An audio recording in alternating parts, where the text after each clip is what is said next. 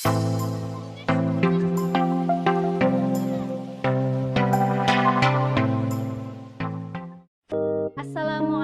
warahmatullahi wabarakatuh. Halo anak-anakku, apa kabar kalian semua? Kan masih sehat dan selalu semangat. Ya, kali ini materi yang mau dibahas tentang luas permukaan prisma. Yo, semuanya, siapkan pensilnya, siapkan bukunya. Ya, catat isi dari video berikut dan ya, teliti. Lihat contoh soal yang dibahas pada video kali ini. Tetap mantap terus videonya sampai selesai. Oke, sekarang kita bahas ya, yaitu luas permukaan prisma. Prisma. Sekarang prisma itu apa sih? Nah, prisma adalah bangun ruang sisi datar yang alas dan tutupnya sama persis atau kongruen dan juga sejajar. Di sini diberikan satu contoh prisma. Di sini terlihat ya, ada alas dan tutupnya sama-sama segitiga, bentuknya sama, ya, ukurannya sama dan posisinya pun sejajar. Nah, itulah pengertian dari prisma. Oke, lanjut lagi. Nah, sekarang tadi pengertian sudah, sekarang macam-macam prisma. Ada banyak sekali bentuk-bentuk prisma ya. Bentuk prisma itu ditentukan oleh alas dari prisma tersebut. Di sini contoh yang pertama adalah prisma segitiga. Kenapa dikatakan prisma segitiga? Karena bentuk alasnya adalah segitiga. Ini dia contoh dari prisma segitiga. Sini terlihat ya, alasnya adalah segitiga. Selanjutnya ada lagi, yaitu prisma segi empat. Prisma segi empat pun macamnya banyak. Coba lihat yang pertama. Nah, ini bentuk apa coba? Ya, ini adalah bentuk kubus. Ya, sekali lagi ini adalah bentuk kubus. Nah, kenapa kubus dikatakan prisma? Coba kalian lihat alas dan tutupnya. Alas dan tutup dari kubus itu bentuknya adalah persegi. Ya, bentuk dan ukurannya sama dan posisinya pun sejajar. Maka kubus juga termasuk dari prisma ya, dengan alasnya adalah persegi. Kemudian gambar yang kedua. Nah, kalian pasti sudah tidak asing lagi nih. Ini adalah bentuk dari balok.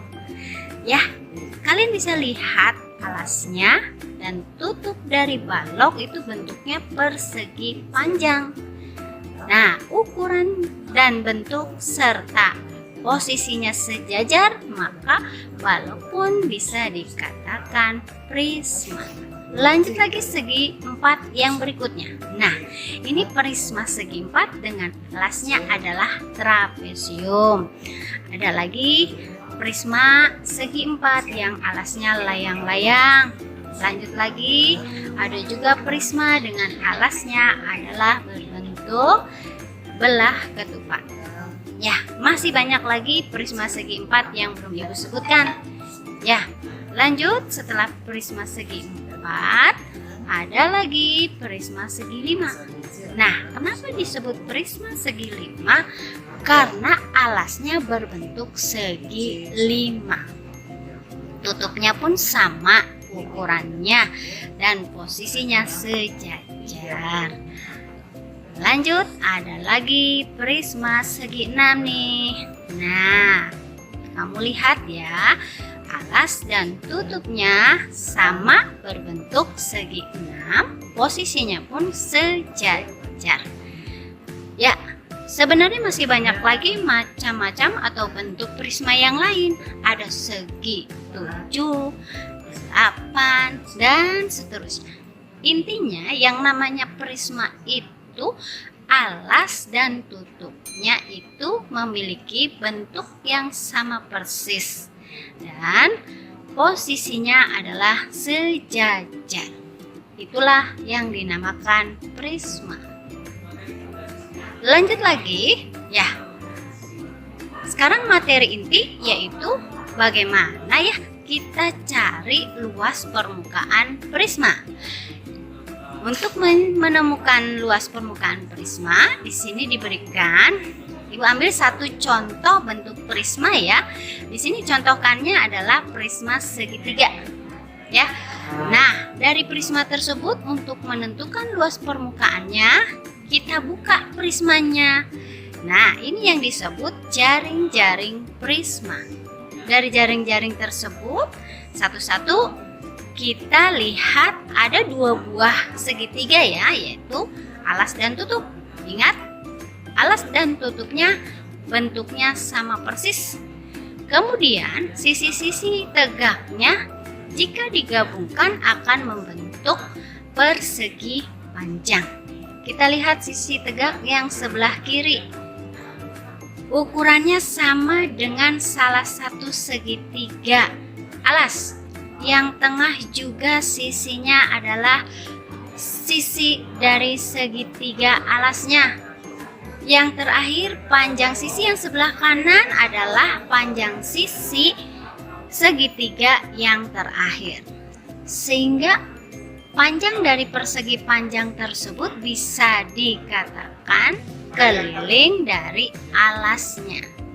Karena masing-masing panjang sisi tegaknya merupakan sisi-sisi pada segitiganya. Ya, kemudian di sini lebarnya adalah tinggi dari prismanya. Dari keterangan-keterangan tersebut bisa kita simpulkan ya bahwa luas permukaan prisma sama dengan 2 kali luas segitiga. Ya, kemudian ditambah luas persegi panjang sama dengan 2 kali luas alas.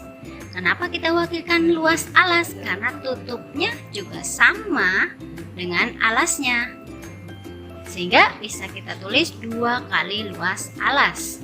Lanjut, luas persegi panjang. Ya, kalian sudah kenal luas persegi panjang itu ialah panjang kali lebar.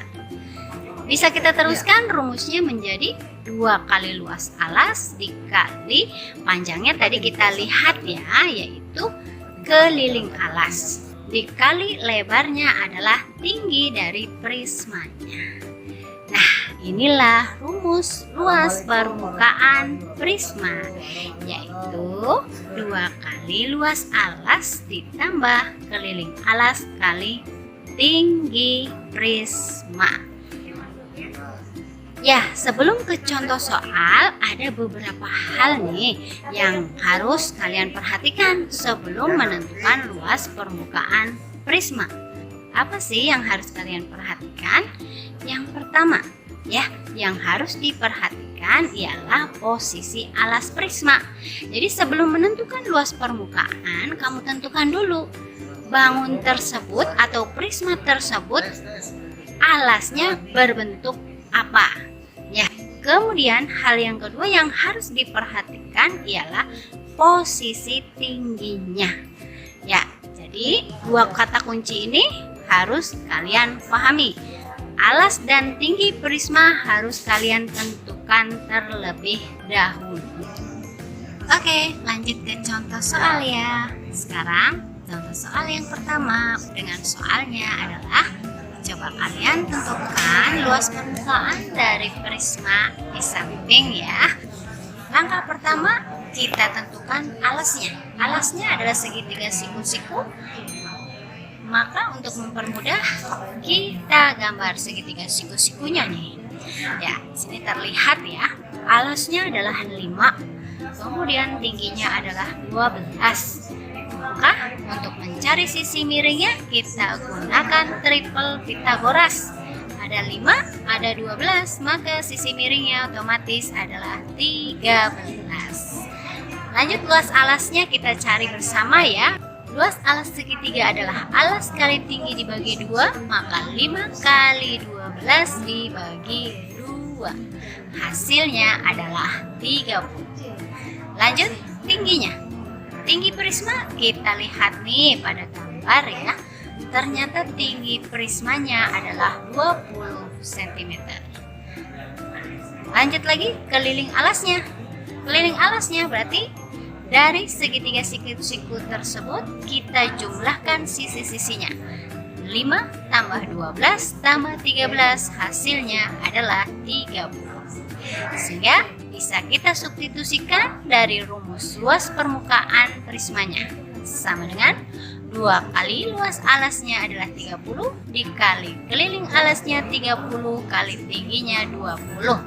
Sehingga hasilnya adalah 60 ditambah 600. Hasil akhirnya luas permukaan dari prisma segitiga siku-siku tersebut adalah 660 cm persegi. Oke, lagi ya. Lanjut ke contoh soal yang kedua. Contoh soalnya adalah tentukan luas permukaan di samping. Nah, kalian lihat nih, ini merupakan prisma dengan alasnya adalah trapesium. Maka langkah pertama kita buat dulu trapesiumnya. Kebetulan di sini trapesiumnya trapesium sama kaki, berarti kaki-kakinya sama yaitu 5 cm. Sisi yang sejajarnya adalah 7 dan 13. Kemudian sebelum kita tentukan luas alas, keliling dan tinggi prisma, kita cari dulu nih tinggi dari trapesiumnya. Coba perhatikan, kita bikin garis tingginya ya. Alasnya di sini berarti yang di tengah adalah 7.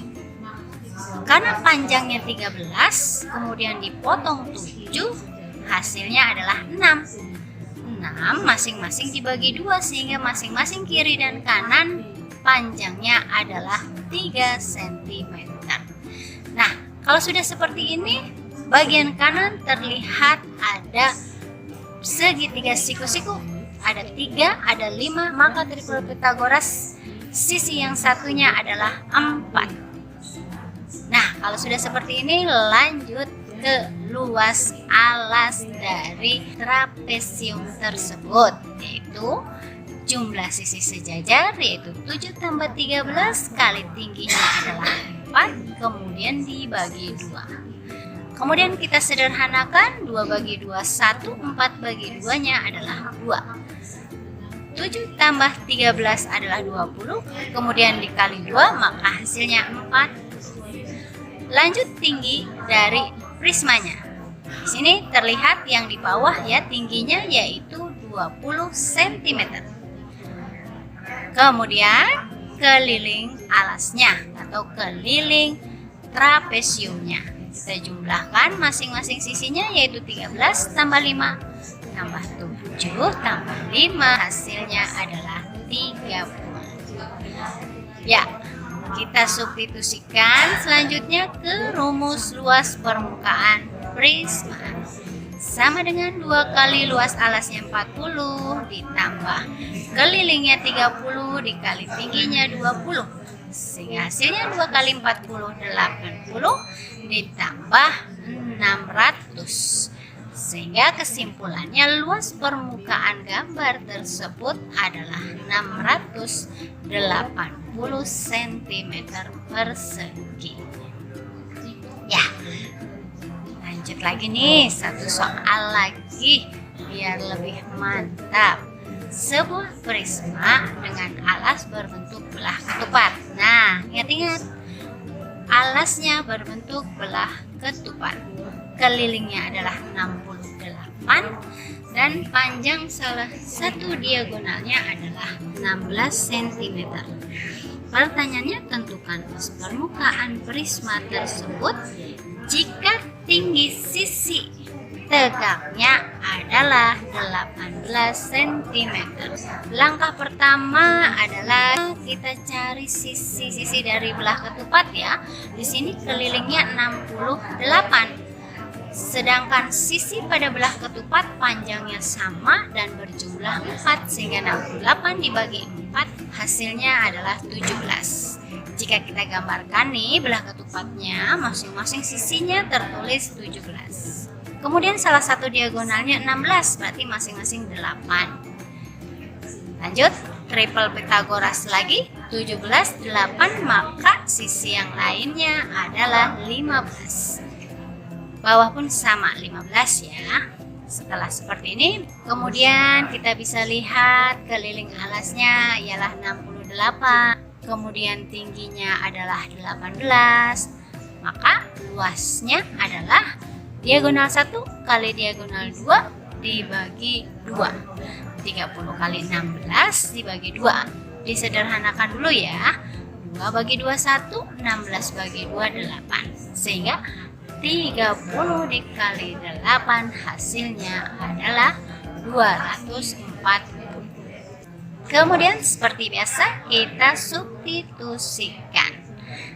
Luas permukaannya sama dengan 2 kali luas alasnya 240 ditambah keliling alasnya 68, tingginya 18, sehingga hasilnya adalah 480 ditambah 1224. Kesimpulannya, luas permukaan dari prisma belah ketupat tersebut adalah 1704 cm persegi. Nah, itulah 3 contoh soal materi tentang luas permukaan prisma. Lanjut lagi ya. Sini contoh yang lain. Ini adalah berkaitan dengan soal AKM. Ya, di sini ada sebuah contoh AKM yang berkaitan dengan luas permukaan prisma. Coba lihat nih apa soalnya ya, baca dengan baik dan seksama. Bumi adalah guru prakarya kelas 8 di SMP Negeri 11 Kota Cirebon. Di akhir semester ini berkaitan dengan materi kerajinan, dia menghendaki adanya produk jadi buatan siswa yang bahan utamanya dari limbah.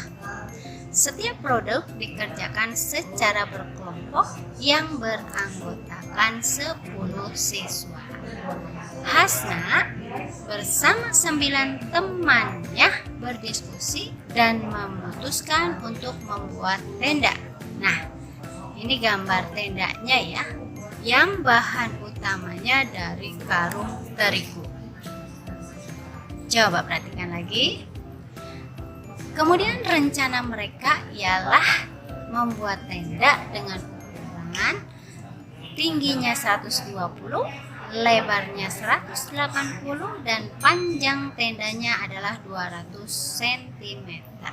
Ya, pertanyaannya adalah berapa banyak karung yang dibutuhkan untuk membuat tenda tersebut seperti keinginan Hasna dan teman sekelompoknya. Oke, sama-sama kita selesaikan ya. Kita buat dulu sketsa dari tendanya. Ya, di sini terlihat tinggi 120, lebar 180 dan panjangnya 200. Kita tentukan alasnya dulu. Alasnya berbentuk segitiga sama kaki dengan panjang alasnya 180. Maka tentukan tingginya di sini 120.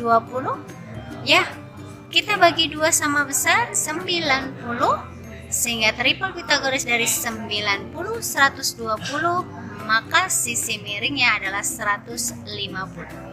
Ya, kalau sudah dibuat sketsa alasnya, langsung kita kerjakan yang pertama. Luas alasnya kita cari terlebih dahulu ya. Alas kali tinggi dibagi 2 sama dengan, sederhanakan 2 bagi 2 1, 120 bagi 2 adalah 60, sehingga hasilnya adalah 10.800.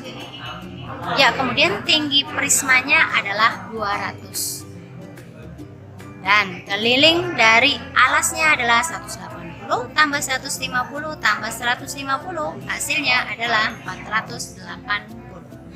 Lanjut, sehingga luas permukaannya bisa kita substitusikan sama dengan 2 kali 10.800, kemudian ditambah kelilingnya 480 dikali tingginya 200. Hasil akhirnya ya tambah ya, hasilnya adalah berapa nih? 117.600 cm persegi. Ya, sekarang lanjut ya. Tadi luas permukaan prisma atau tendanya ialah 117.600. Kemudian luas alas tendanya ya, karena tenda tersebut tidak menggunakan alas. Kemudian kita tentukan lagi alas dari tendanya. Lanjut ke luas alas tendanya, berbentuk persegi panjang ya. Pada gambar terlihat 180 kali 200, hasilnya adalah 36.000. Nah, dari luas tenda tersebut kita mau cari luas tenda tanpa alas. Hasilnya adalah dikurangi ya atas dengan bawah, sehingga hasil akhirnya adalah 81.600. Ini luas karung yang dibutuhkan. Sekarang kita lihat dulu luas karung yang satu buah. Tapi sudah kita buka, sudah kita gunting, kita lebarkan. Jadi luasnya adalah 2 kali 60 kali 40. Di gambar tertera bahwa ukuran karung adalah 60 kali 40 cm. Sehingga luas karung setelah dibuka adalah 2 kali 2400 sama dengan 4800 cm persegi. Ya, belum selesai. Sekarang kita lanjut berapa karung yang dibutuhkan. Ya, karung yang dibutuhkan ialah luas tendanya yaitu 81.600 dibagi luas karungnya adalah 4.800. Hasilnya adalah 17. Kesimpulannya, jadi banyaknya karung yang dibutuhkan untuk membuat tenda tersebut adalah 17 buah. Alhamdulillahirabbil alamin. Materi tentang luas permukaan prisma telah selesai Ibu sampaikan. Mudah-mudahan materi kali ini dapat bermanfaat. Bisa menemani belajar kalian di rumah. Ya, Ibu ucapkan kalian semoga tetap sehat ya, jaga kesehatan dan juga tetap semangat. Akhir kata, wassalamualaikum warahmatullahi wabarakatuh.